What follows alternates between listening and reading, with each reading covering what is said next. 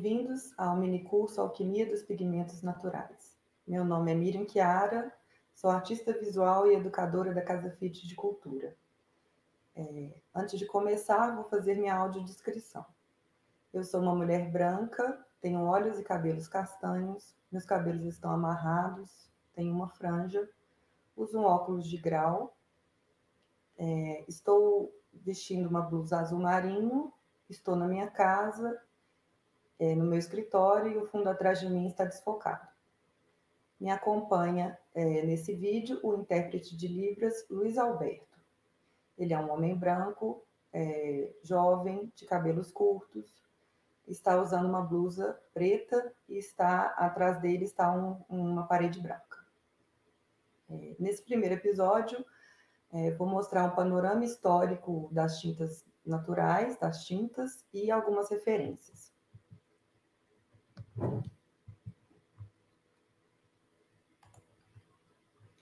A inspiração para o minicurso veio do contato com as obras da artista Josi. Com caldo de feijão preto, terra e outros ingredientes, a artista pinta suas lembranças e práticas cotidianas sobre papel e tecido. A série Decantações, Fervuras e Temperamentos faz parte da minha pesquisa em pintura chamada Quará Reverso, na qual venho traçando saberes e memórias que me atravessam nas caminhadas da vida. Essa série surgiu em 2020 no contexto da pandemia, durante as aulas remotas da Escola Guinhar com a professora de pintura Teresa Portes. Nesse momento, Josi foi estimulada a procurar pigmentos, aglutinantes e fixadores não convencionais utilizados nas artes plásticas. Foi quando, certo dia, a fervura do feijão vazou para fora da panela de pressão e ela viu escorrer uma cor azul. Na cozinha, ela passou a preparar suas tintas, testando diferentes tempos de cozimento do caldo e adensando suas cores. Aplicava sal grosso, goma de farinha de trigo para fixar a tinta no tecido. Em outras misturas, fez uso de vinagre e do bicarbonato de sódio, pois provocavam cores e resultados diferentes. Ao usar as tintas naturais, a artista percebeu que as cores iam se alterando com o desenvolver da pintura. Isso exigiu dela muita experimentação e um tempo longo de espera, para às vezes chegar no resultado final desejado. Roxos e azuis aparecem logo, o verde é o primeiro a ir desaparecendo. As nuances no seu modo de fazer, entrelaçadas às suas vivências, sobretudo as memórias de infância em Carbonita, no Vale do Jequitinhonha, resultaram em obras vivas e em constante transformação. História das tintas naturais. Para a arte produzida na pré-história, a natureza era tudo, o material, o suporte e também o seu tema. Durante séculos, toda a tinta que existia vinha da manipulação de elementos naturais. Nesse momento, não tinha nenhuma distinção, né? Tintas era chamada apenas de tinta. Foi só em meados do século XIX que isso mudou e surgiram as tintas artificiais, feitas por compostos químicos produzidos em laboratório. A tinta é feita basicamente de dois elementos principais: o pigmento, que é o que dá cor na tinta, e o aglutinante, que faz o pigmento se juntar e não se soltar da pintura. As primeiras tintas que temos notícias são das pinturas rupestres e variam aproximadamente de 30.000 a 8.000 anos antes de Cristo. Eles usavam argilas, minerais, carvão, ossos carbonizados e vegetais misturados aos aglutinantes para dar viscosidade e fixar o pigmento. Para esse fim, trituravam-se os elementos sólidos e se adicionava clara de ovo, sangue, excrementos, principalmente de morcegos, gordura animal, bem como ceras e resinas vegetais. Os pigmentos minerais têm longa duração e muitas pinturas ficaram protegidas da ação do tempo, em cavernas bloqueadas por deslizamentos de pedras. Nessa imagem podemos ver a contraforma das mãos marcada por pigmentos soprados. Possivelmente foram utilizados canudos, feitos de ossos ou caule de plantas. Então, segundo alguns antropólogos, né, o que parece que começou como uma atividade lúdica, de experimentação, de brincadeira, foi se tornando cada vez mais elaborada até se manifestar como uma arte com sentido simbólico de representação e contação de histórias. Aqui no Brasil temos sítios arqueológicos importantes com pinturas de aproximadamente 11 mil anos, como os localizados no Parque Nacional da Serra da Capivara, no estado do Piauí, e no Parque Nacional Cavernas de Peruaçu, em Januária, na região norte de Minas Gerais. Eu visitei o Parque Nacional das Cavernas do Peruaçu e essa imagem aí é de um paredão de pedra de aproximadamente 6 metros de altura. Então, assim, é gigantesca essa pintura. Tem uma outra parte que não está nesse recorte, porque não tinha como aparecer, ela ia aparecer muito pequenininha, né? Isso só para a gente ver o desafio, né? E a beleza que é esses sítios arqueológicos, assim. Dá para ver a intensidade dos pigmentos, como é que parecem que foram pintados assim há alguns anos atrás, não há 1000 anos atrás. E a gente também fica curioso imaginando, né, o contexto que essas pinturas foram feitas, o que elas representam. Tem algumas formas que lembram animais, homens. Essa aqui parece que tem alguém caindo, né? E elas são muito instigantes. E aqui eu vou falar um pouquinho do ocre, que é um dos pigmentos mais antigos conhecidos, assim, desses sítios arqueológicos. Ele também é conhecido como siena, faz parte dos tons de marrons alaranjados e seu nome vem do óxido de ferro. Minerais como o calcário, a hematita e o magnésio eram os pigmentos mais comuns encontrados nesses sítios arqueológicos. Aqui eu vou chamar a atenção um pouco para essa imagem também, porque é isso, fica a curiosidade, né, da gente ao ver essas imagens, que parece que tem uma representação de um anjo, né, ou de um homem com asas. Mas não tem como saber ao certo, né, o que estavam querendo representar exatamente. Há cerca de 4 mil anos haviam poucos corantes disponíveis no comércio, e esses eram muito caros. Alguns corantes dessa época eram o azul índigo ou anil, retirado da planta Indigófera tinctoria. Aqui ao lado tem uma ilustração científica da planta, com alguns detalhes.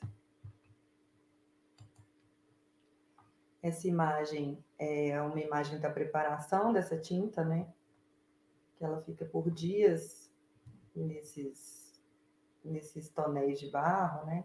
Até ficarem no ponto certo. E aqui tem o tingimento, a aplicação dela no tecido com algumas tonalidades, né, diferentes. O vermelho provinha da raiz da Rubia tinctorium, chamada de ruiva dos tintureiros, por ser usada pelos mesmos. Na pintura artística, essa cor ficou conhecida como alizarina. Aqui tem outra imagem, outra ilustração científica, né, dessa planta, da planta Rubia tinctorium, e a gente pode observar essa coloração avermelhada nas raízes da planta. Aqui tem umas aplicações em fios de algodão, né, em linhos de algodão. A cor violeta era obtida a partir de moluscos, Murex trunculus e Murex brandaris. Este era um corante caro devido à alta quantidade de moluscos necessária para produzir alguns gramas do pigmento. Por muito tempo, essa cor foi associada à nobreza, devido à sua raridade e ao alto valor de mercado. E também por não desbotar e por tornar-se mais intensa quando exposta ao sol. Os chineses e japoneses já usavam nanquim há mais de 2 mil anos para escrever.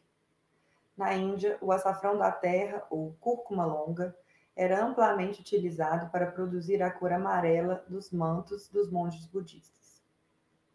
No século XII d.C., a pedra lápis-lazuli era utilizada como fonte da cor azul ultramar, mas seu uso foi constatado desde 3.000 anos antes de Cristo em afrescos da Suméria.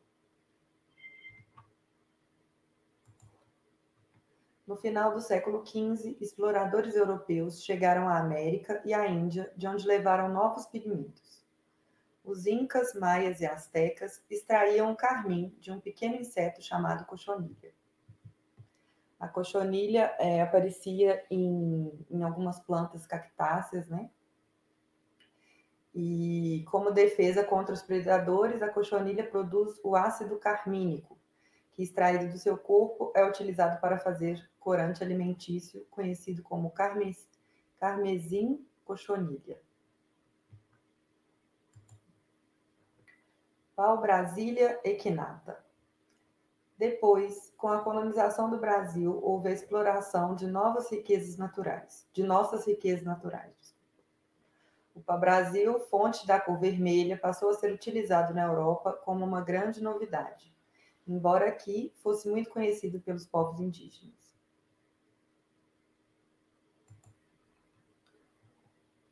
Outra tinta natural comum entre os indígenas brasileiros provém do urucum ou coloral.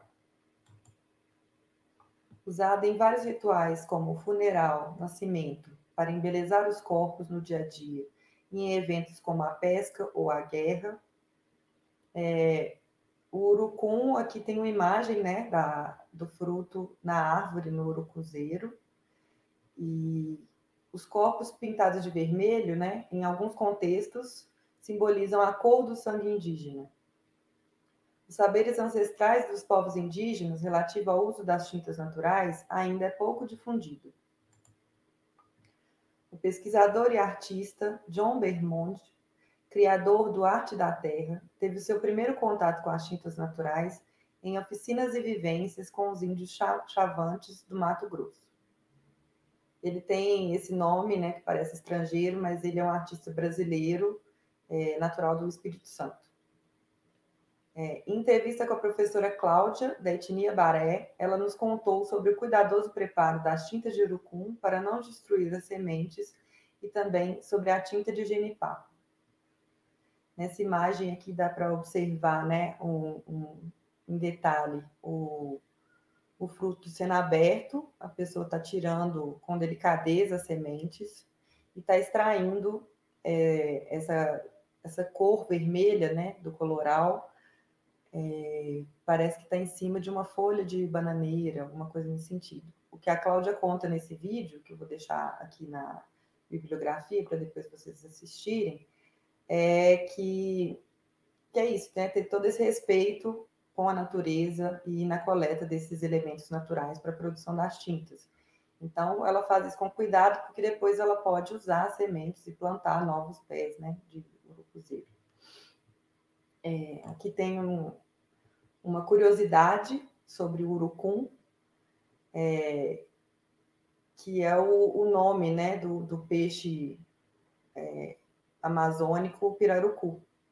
Seu nome vem da combinação de duas palavras de origem tupi, são elas pirá, que significa peixe, e urucum, que faz referência à cor vermelha de sua cauda. Então, eles falam, né, pirarucum, fazendo menção, né, a esse vermelho do urucum. Aqui temos a receita do genipapo, né, da tinta de genipapo. Em alguns contextos ela é chamada de nanquim natural, ou então eles também se referem a essa tinta como graxa de genipapo. A receita mistura o carvão vegetal, a polpa do genipapo e a saliva. Então eles pegam um pouco do fruto do genipapo, mastigam um pouquinho e depois cospem para misturar, para poder produzir essa tinta. Também são usadas varetas de palmeira como pincéis para traçar na pele os padrões geométricos, né? Os desenhos. Aqui a gente pode ver uma mulher mais velha, né? Que acima dos olhos tem essa aplicação da tinta de urucum e nas bochechas e também na altura dos olhos os detalhes do desenho feito com essa tinta de genipapo. Nessa imagem a gente pode ver o fruto, né, de genipapo. Quando a pintura de genipapo seca, tem uma cor preta e a durabilidade de até 2 semanas. Em protestos por defesa de seus direitos, muitos indígenas utilizam a graxa de genipapo como sinal de resistência e de luto.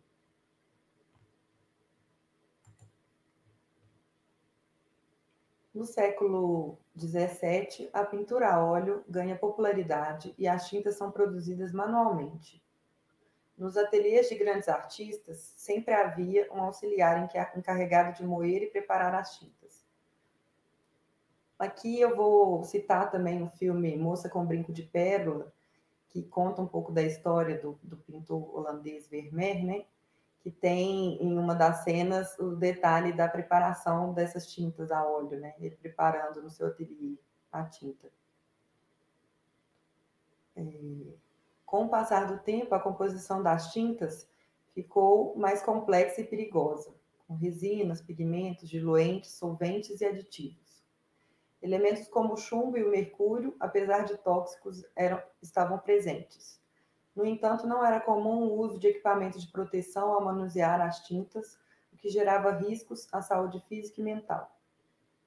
A intoxicação nos pintores ocorria por meio das tintas, por via oral e respiratória, principalmente pelo uso frequente das cores amarela, branco e azul, com altas concentrações desses pigmentos, né, à base de metais pesados. Conclui-se que houve intoxicação por chumbo no caso de Portinari e no que tange a Van Gogh há controvérsias, mesmo demonstrando sinais de intoxicação. Aqui eu trouxe a lembrança, né, do caso do Portinari, que ele morreu por complicações dessa intoxicação das tintas com base de chumbo, né, e ele descobriu mais no final da vida dele mesmo, nos últimos anos, e escolheu continuar pintando as suas telas, apesar desse risco, né, porque afinal de contas ele já estava em um estado avançado assim, de sua doença. E na Casa Fiat vocês podem visitar uma obra pintada por esse artista brasileiro super importante, que é o painel A Civilização Mineira. Vou continuar, né, para terminar agora, falar mais um pouquinho sobre a história das tintas. Em 1856, o químico inglês Sir William Perkin descobre o primeiro corante sintético em laboratório. A partir dessa descoberta, muitas pesquisas foram desenvolvidas e cada vez mais os corantes artificiais passaram a ocupar o lugar dos naturais. Em 1868, a alizarina, a ruiva dos tintureiros, ganha seu equivalente químico. E em 1880 é a vez do azul índigo. Na metade do século XX, surge a tinta acrílica. Nos laboratórios, novas cores continuam a ser descobertas e criadas, como as tintas fosforescentes. Na década de 80, havia 3 milhões de corantes disponíveis. Na década de 90, Estados Unidos, França e Inglaterra proíbem o uso de corantes químicos na indústria de alimentos e cosméticos. Agora, aqui está a bibliografia. Eu recomendo que vocês façam um print e depois pesquisem, né, todas essas referências. A maior parte dessa pesquisa, né, foi embasada em cima da apostila intuitiva de pigmentos naturais do artista John Bermond. Aqui temos alguns sites e informações sobre ele. Deixei aqui também o link do vídeo da entrevista com a professora Cláudia Baré, essa líder, né, indígena. Temos também mais um link falando um pouco mais sobre arte rupestre. No Ateliê da Loba, é uma página que ela mostra algumas preparações dos pigmentos minerais também. Ela faz umas paletas de aquarela desses pigmentos. O próximo tem o @ dos cientistas engajados, e é um vídeo falando um pouco mais sobre arte rupestre. E é isso, essa formação, né, do pensamento simbólico desde esse período pré-histórico, né?